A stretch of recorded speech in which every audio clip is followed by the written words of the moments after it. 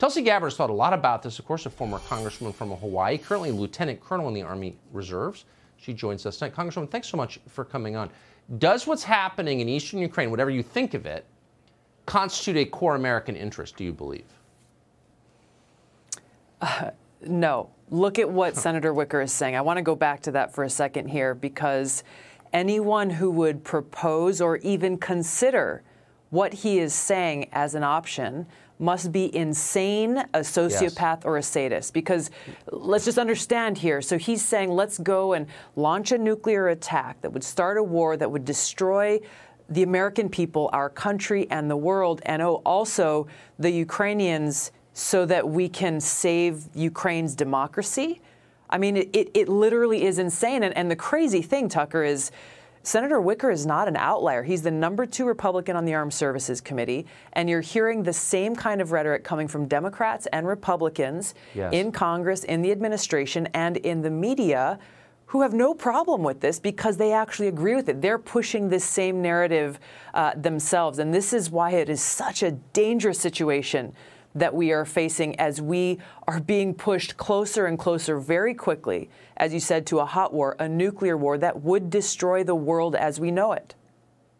Over eastern Ukraine, I mean, the sad thing is in Washington, I mean, you served in the Congress. People like Roger Wicker are considered highly informed intellectuals. You know, America deserves better than Roger Wicker, I think it's fair to say.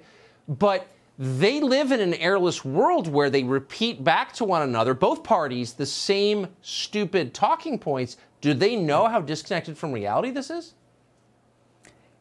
Unfortunately, it doesn't appear to be the case. And this is just points to their ineptness, their lack of a capability to really clearly see what the consequences are of their rhetoric, of what the actions. And this isn't just, you know, empty words. There are consequences to leaders in our country, influential people in our country, to throwing things out like a first-use nuclear attack is on the table.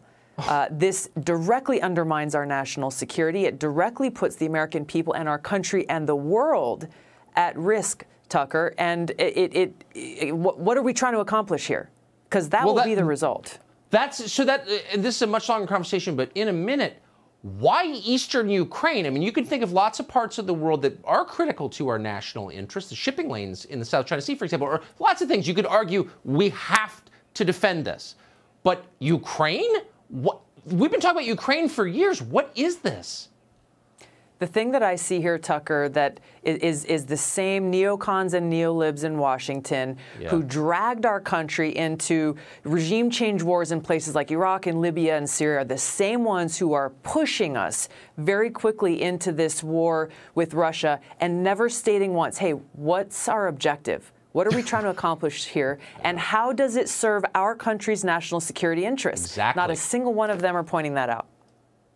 This is not some Stone Age land in South Asia. This is a real country with nuclear weapons and an actual army.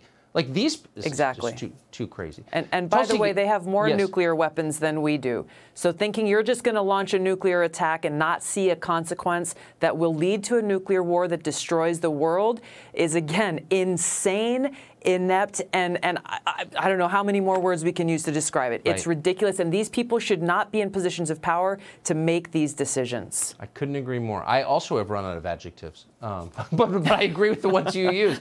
Tulsi Gabbard, great to see you tonight. Thank you.